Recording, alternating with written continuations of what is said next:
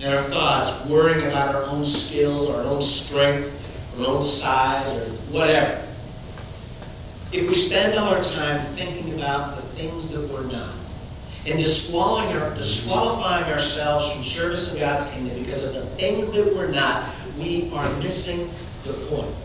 Amen. Yes. It is not about you, and it is not about me. Mm-hmm.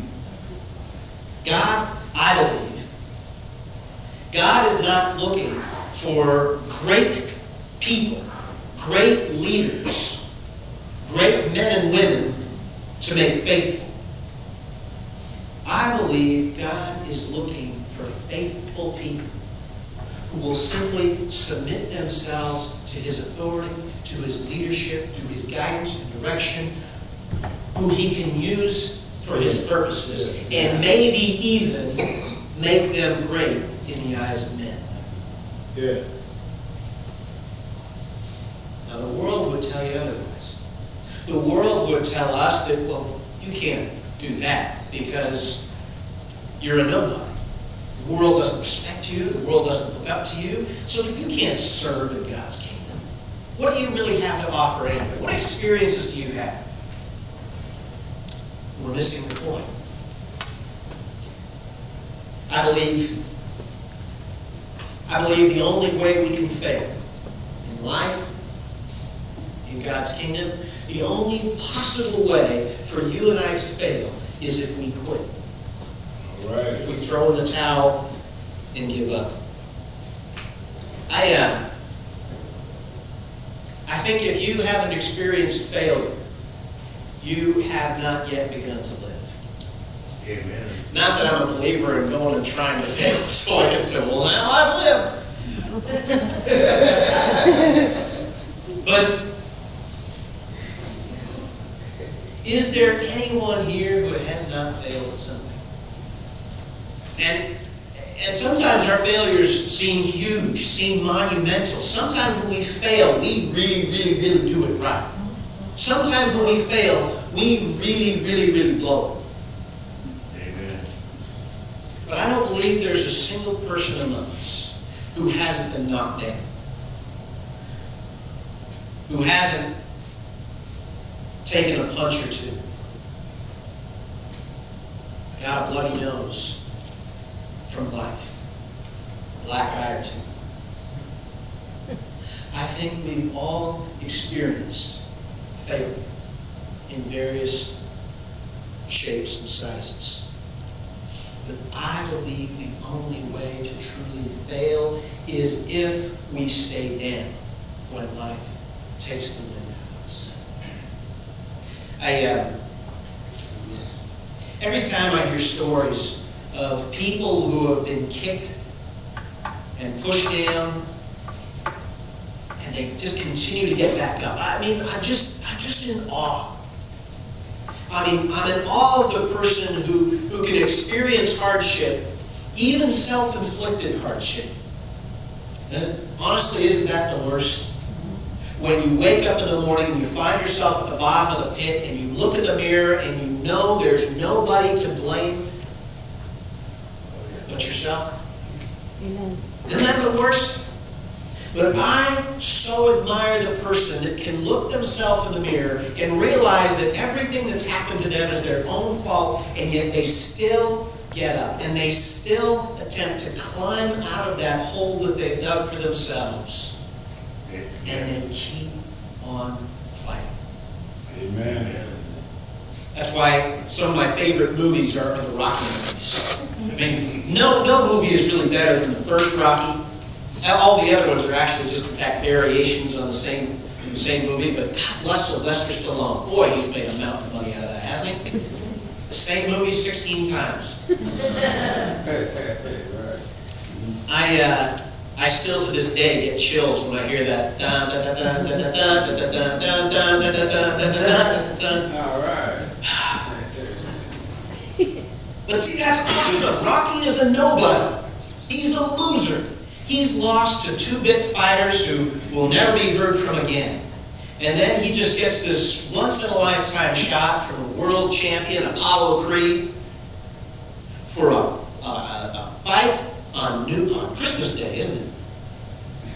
And he begins to train, and Apollo's got all the guys in his corner, all the world-class trainers, and Rocky's just running around the streets of Philadelphia, running to the top of the steps. He's beating on carcasses of beef in a frozen freezer and a locker.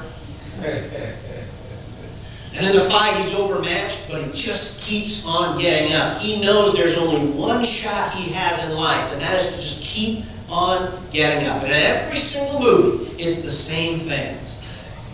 The first 14 rounds, his opponent is just pummeling Rocky, just beating him to a pulp. And then somehow, some way, in round number 15, Rocky comes back. And they can beat on him all they want to, but Rocky just keeps coming back, and he does not give up. And he always wins the fight in the end. I never complain about a story, no matter how unrealistic, if the good guy always wins in the end. I don't care if it's not real. That's what I want in life. The good guys to win in the end. See, I look at the second letter we have that Paul wrote to Timothy. And I love, and it really makes me a little emotional even when I think about it. Because this is Paul, maybe near the end of his life, is what I imagine. He can see the end. He can see that light at the end of the tunnel, and can tell by this time it's a train coming his way. He can see the end, and he's writing to Timothy. Kind of one of those things where it's your last opportunity to talk to them, and you want to make sure they get things. This is what Paul says to Timothy. He says, I am already being poured out like a drink offering, and the time for my departure is near. I have fought the good fight. I have finished the race. Yes. I've kept the faith. That's it. Paul knew failure. Paul failed time and time and time again. He was honest about that. He was not perfect. He knew what it was like to struggle. But he said, I've fought the good fight. I've finished the race. I've kept the faith. See, if we think about it the right way, if we realize that ultimately God is the one in our corner, and as long as we keep coming back to the corner, God is going to patch us up. God is going to fix us up so that we can go back out there and fight the next round. If we understand that, and if we really believe that, if we take that to heart, then failure is the prelude to success. Amen. Yeah. Amen. There was a kid in North Carolina. He tried out for his freshman high school basketball team and was cut. Cut from the roster. Coach said, you don't have to stop, kid. He went home and he locked himself in his room and he cried and cried and cried.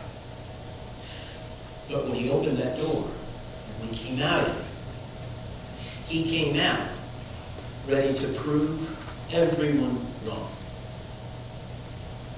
You know what I'm talking about, right? Michael Jordan. No kidding.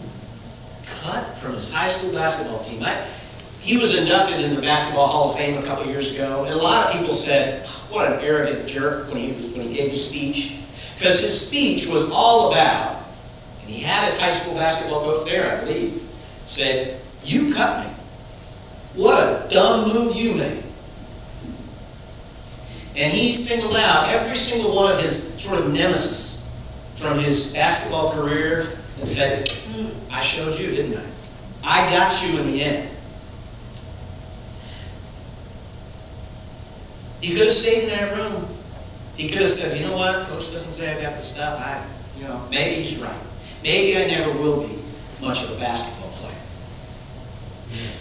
There's something to be said for taking that failure and letting that failure stoke your motivation and provide the drive that you need to ultimately overcome. Remember, if we believe that God's in our corner, God's going to patch us up, God's going to give us everything we need to go out and fight the next round. Amen. There was a music group